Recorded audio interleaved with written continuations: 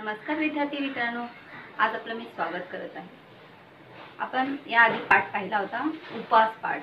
त्यामध्ये आपण पाहिलेले की पंत जे आहेत म्हणजे पु ल देशपांडे यांनी विचार केला की मी आता उपवास करणार आहे आणि यामध्ये त्यांनी स्वतःचं वजन कमी करण्याचा विचार केलेला होता। आणि ही बातमी सर्व चाळीमध्ये पसरली आणि चाळीतल्या लोकांनी, काम करणाऱ्या तिथल्या लोकांनी सर्वांनी सल्ले दिले आणि असे विविध सल्ले होते। आणि मग ते सल्ले त्यांनी कशा प्रकारे पाळले हे आपण जे आहे आता पुढच्या उतारात पाहत आहोत। चला तर मग उतारा पाहूया। विद्यार्थी मित्रांनो, आपण पाहिलं होतं की अण्णा जे आहेत त्यांना जे आहे प्रमोशन मिळालं होतं, त्यामुळे जे आहेत लेखकाच्या ऑफिसमध्ये पार्टी ठेवलेली आणि त्या ठिकाणी जे लेखक आहेत गेलेले आणि त्या ठिकाणी अनेक लोकांनी त्यांना अनेक सल्ले दिले होते। त्या सल्ल्यांबद्दल माहिती दिली आणि त्या ठिकाणी लेखकांनी भरघोस खाल्लेलं भजी, गुलाबजामुन वगैरे या सर्वांची माहिती आपल्याला मिळालेली आहे। आता आपण पुढे पाहत आहोत। कुटुंबाचा मात्र माझ्या डाएटच्या बाबतीत उत्साह अवर्णनीय होता। अब मेरे परिवार में, कुटुंब यानी परिवार के जो लोग थे उनका डाइट के बारे में जो उत्साह था वो अवर्णनीय, जिस मतलब अवर्णनीय म्हणजे काय, ज्याचे वर्णन करता येत नाही, म्हणजे लेखक भी उसका वर्णन नहीं कर सकता था, इतना उनका उत्साह था।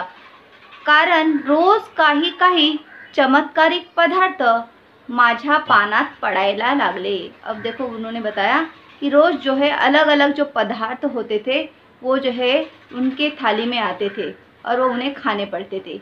एक दिवशी नुसती पडवळे उकडून तिने मला खायला घातले।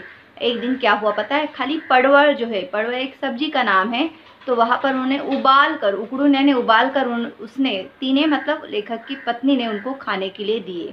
शेवग्याच्या शेंगा, शेवगा मतलब सहजन जो है उसकी जो सब्जी बनाकर उनको दी गई। पडवळ, भेंडी, चवळीच्या शेंगा वगैरे सडपातळ भाज्यांचा खुराक तिने चालू केला। अब सब्जियां भी ऐसे मिलने लग गई उनको जो पतली पतली हो, जैसे सहजन की होती है वो पतली सिंग होती है, चौली होती है वो पतली है, भेंडी है वो भी पतली पतली, तो ऐसे पतली सब्जी खाओगे तो पतले होगे। तो ऐसा जो है उन्होंने उनको खाना जो है शुरू किया है। खुराक मतलब क्या, वहाँ पर भाजी जो होती है उसका एक साथ जो है मिश्रण करते हैं, उसे खुराक कहते हैं। तो वो उनको लेखकों को दिया करती थी उनकी पत्नी। कोबी, कॉलीफ्लॉवर वगैरे बाळसेदार मंडळींची स्वयंपाकघरातून हकलपट्टी झाली। अब जो मोटी अच्छी ताज़ी सब्जी थी, मतलब जैसे कि उन्होंने बताया कि कॉलीफ्लावर और कोबी यानी जो ये बड़े बड़े मोटे दिखाई देते हैं, तो ऐसे खाओगे तो तुम भी मोटे हो जाओगे, इसलिए ऐसे जो पदार्थ होते हैं उसको जो है किचन में से भगा दिया गया। सकाळचा चहा देखील सुरुवातीला होता तसा राहिला नहीं। अब देखो पहले जैसे चाय मिलती थी ना, वैसे अब नहीं मिलती थी। बिन साखरेचा चहा इतका कडू लागत असेल अशी यापूर्वी कधीच कल्पना आली नहीं मला। बिना शक्कर की जो चाय होती है इतनी कड़वी लगती है, इसके बारे में मुझे पहले कभी पता नहीं था। चहा सुरुवातीला बिन साखरेचा असूनही कडू लागला नहीं। जब मैंने स्टार्टिंग की थी जो बिना शक्कर की चाय की, तब तो मुझे ये कड़वा नहीं लग रहा था, आणि आता का लागतो तेवढं सांग। तो मैंने पूछा अभी ये इतना क्यों कड़वा लग रहा है मुझे बताओ। असे म्हटल्यावर कुटुंबाकडून खुलासा मिळाला। तो उनके परिवार जो है उन्होंने उसके बारे में जानकारी दी। खुलासा किया है मतलब जानकारी देना, तो उन्होंने उसके बारे में जानकारी दी है। अब देखो क्या जानकारी दी, हेच ते म्हटलं ते काय उगीच, अहो म्हणजे सुरुवातीला मी तुम्हाला जो बिन साखरेचा चहा दिला तो बिन साखरेचा नव्हताच मुळी। अब उसने बताया कि आपको ये बताना चाहती हूँ, मैंने पहले शुरुआत में आपको जो बिना शक्कर की चाय दी थी वो बिना शक्कर की चाय नहीं थी। नव्हता, मग मला बिन साखरेचा चहा म्हणून का सांगितलंस। अब वो कह रहे कि फिर तुमने मुझे ऐसा क्यों बताया कि ये बिना शक्कर की चाय है। अहो थोडीशीच राहिली होती साखर, उसने बताया थोड़ी सी बच गई थी, ती संपेपर्यंत म्हटलं घालू। अब मैंने भी सोचा जब तक शक्कर खत्म नहीं होती है तब तक मैं इस शक्कर जो चाय में डालती हूँ। काल संपली, कल ख़त्म हो गई, आजपासून बिना साखरेचा चहा केलाच की साखर न घालता। तो मैंने ही पूछा कि आज से जो है बिना शक्कर का बनाया है या बिना जो है शक्कर डाला है या नहीं डाला है, या वैसे ही है। म्हणजे खल्लास मतलब ख़त्म हो गई। अगं किती लाख कैलोरीज गेल्या असतील माझ्या पोटात। उसने बताया अब कितनी सारी कैलोरीज जो है मेरे पेट में चली गई होगी। कसलं कमी होते है माझं वजन। अब क्या मेरा वजन खाक कम होने वाला है? कोई कम नहीं होने वाला, क्योंकि पहले से ही मेरे पेट में कैलोरीज बहुत सी चली गई है। देखो प्यारे बच्चों, अब लेखक बता रहे हैं कि तुमने मुझे बताना चाहिए ना, सांगितलं का नाहीस मला? आपने मुझे क्यों नहीं बताया? उगीच आरडाओरडा करू नका, अब झूठही चिल्लाओ मत। वजनाचं ते काय मेलं, होईल हळूहळू कमी। आप चिल्लाओ मत, वजन है ना भाई, ऐसा ऐसा कम हो जाएगा। आणि कोणाचं मागून खात नाही, और हम किसी का मांग के नहीं खाते, खुद कमाते हैं खुद खाते हैं। इसके वजह से हमें किसी का डर नहीं है। म्हणावं, आम्ही स्वतः कमवून खातो, ऐसा कह दो कि हम क्या करते हैं, खुद कमाकर खाते हैं। वाढलं तर वाढू दे वजन, और बढ़ रहा है तो बढ़ने दो। मुलांना देण्यासाठी लाडू काढून बशीत ठेवत आणि माझ्या वजनक्षय संकल्पना आणखी नवे सुरुंग लावीत ती उद्गारली। अब देखो वो जो है, उन्होंने क्या किया, बच्चे लोगों के लिए लड्डू थाली में निकाले। और वजनक्षय का मतलब होता है वजन घटाने की। जो मेरा संकल्प किया था उसको उसने क्या, सुरुंग लावणे म्हणजे एखादा बेत उधळून लावणे। कोई प्लान किया है उसको नाकामयाब बनाना, उसको कहते हैं सुरुंग लावणे। तो वैसे ही उसने क्या किया, लड्डू बनाए हैं और बच्चे लोग को दे रही है और बता रही कि कोई बात नहीं। लाडू कशाला केलेस? साखर असेल त्यात। मैंने भी पूछा लड्डू क्यों बनाए, इसमें शक्कर होगे ना। इस साखरेशिवाय लाडू आमच्या नाही घराण्यात केले कुणी। अब उसने भी बड़े प्यार से जवाब दिया शर्माते हुए, भाई हमारे पूरे खानदान में जो है किसी ने आज से पहले भी शक्कर मतलब बिना शक्कर के जो है लड्डू कभी नहीं बनाए।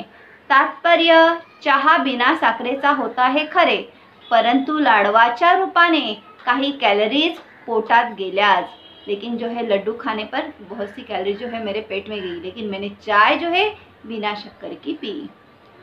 दोरीवरच्या उड्या फक्त एकदाच प्रयत्न केला। देखो उन्होंने बताया कि रस्सी पर कूदने का मैंने एक बार कोशिश की, वो पहली उडीच शेवटची ठरली, और जो पहली उडी मारी ना वही आखरी उडी हो गई।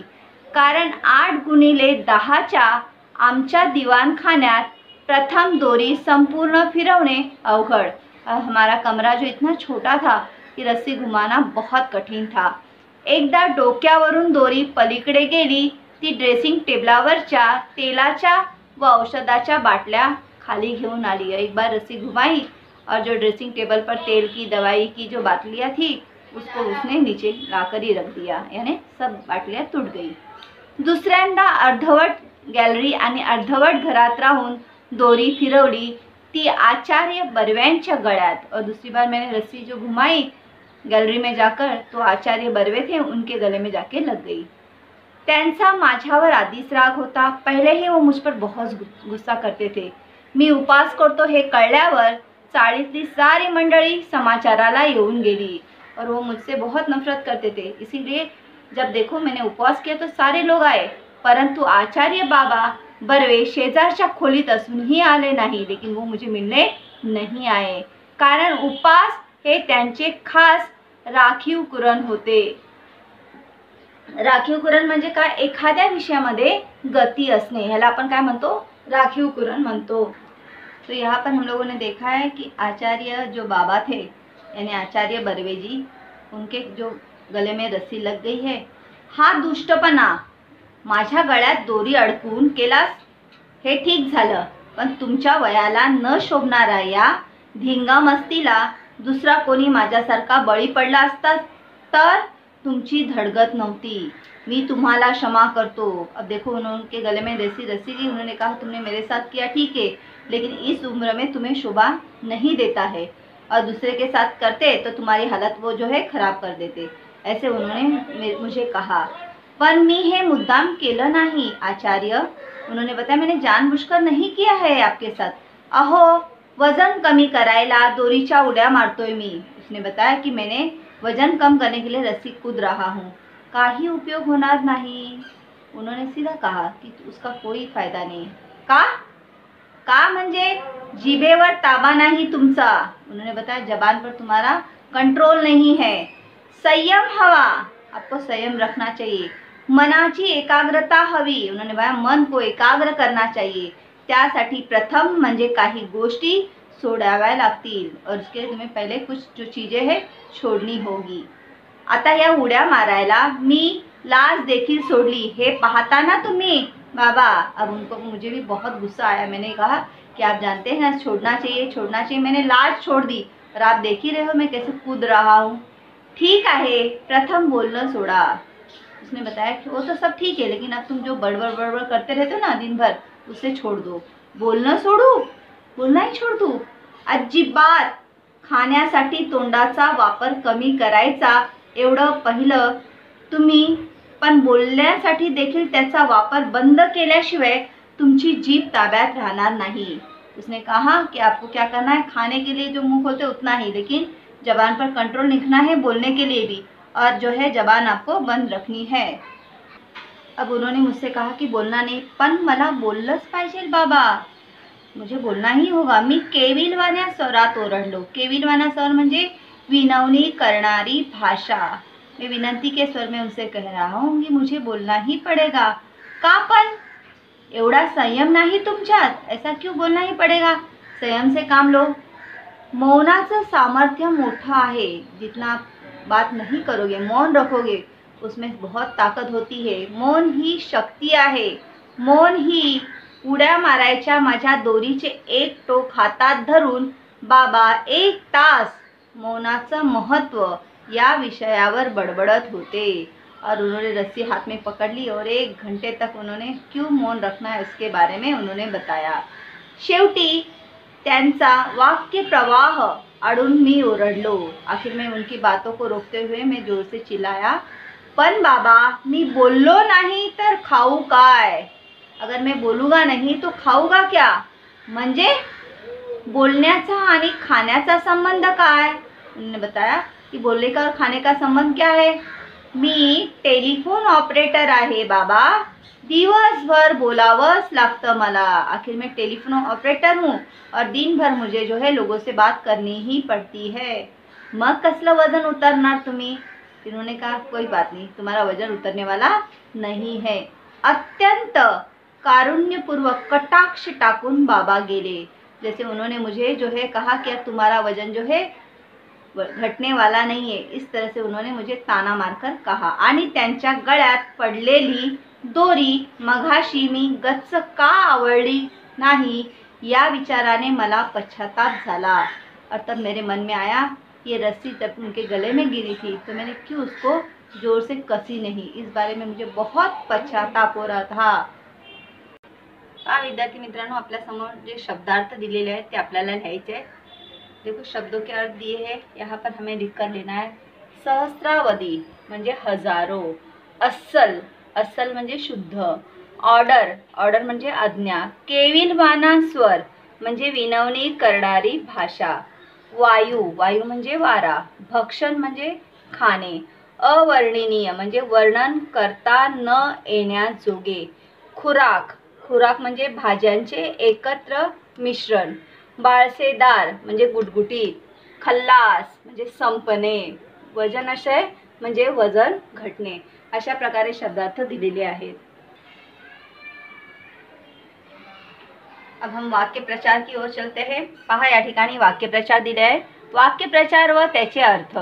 सूड घेणे, बदला घेणे, वेड्यात काढणे म्हणजे स्टर उडवणे, खुलासा होणे, सविस्तर कळणे, सुरुंग लावणे, एखादा बेत उधळून लावणे, समाचार घेणे, विचारपूस करणे, राखीव कुरण असणे, एखाद्या विषयात गती असणे, बळी पडणे, मान्य करणे। म्हणजे अशा पद्धतीने हे वाक्य प्रचार दिलेले आहेत। विद्यार्थी मित्रांनो, हे सर्व वहीत लिहायचे, पाठांतर करायचे। देखो प्यारे बच्चों, ये वाक्य प्रचार जो है कॉपी में लिखना है और उसे याद करना है। अब हम प्रश्न उत्तर की ओर चलते हैं।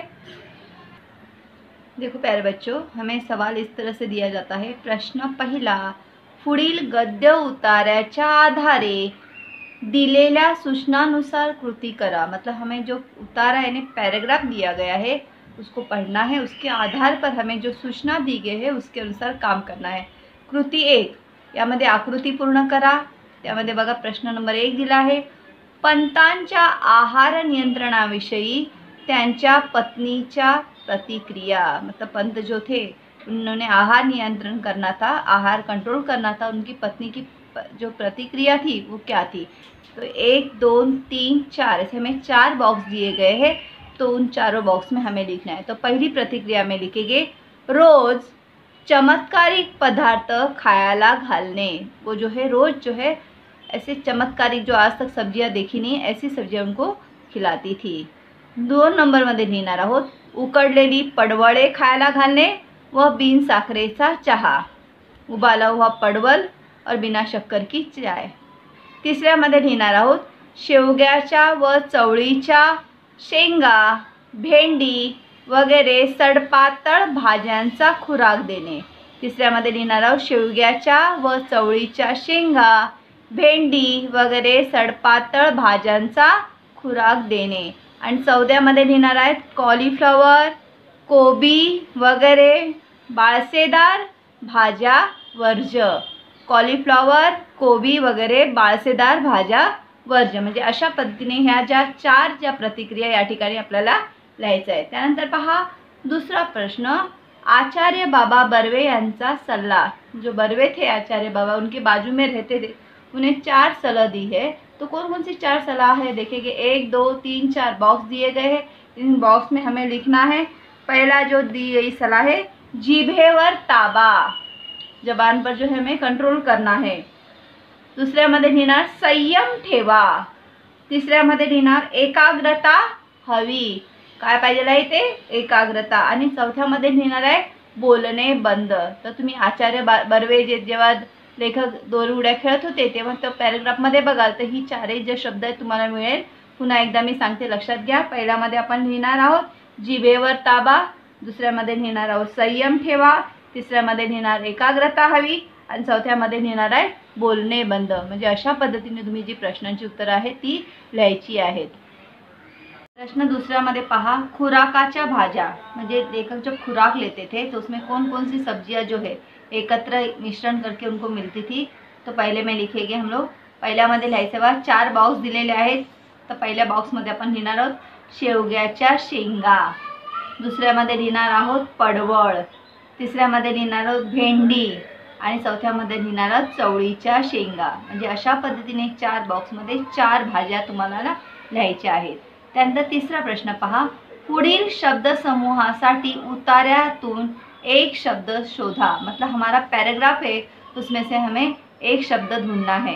अब पैराग्राफ में पहला प्रश्न जो दिया है उसको पढ़ोगे तो आपको ध्यान में आएगा भाषेचा नदीसारखा प्रवाह।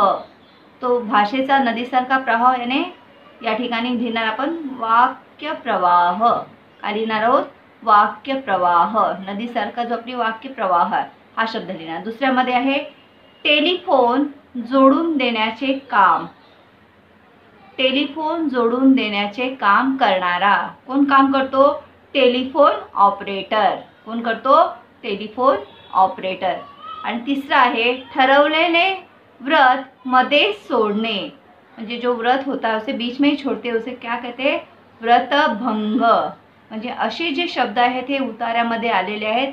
तुम्ही शब्द शोधाल, वाक्य पहा आणि त्यानुसार तुम्हाला शब्द भेटतील।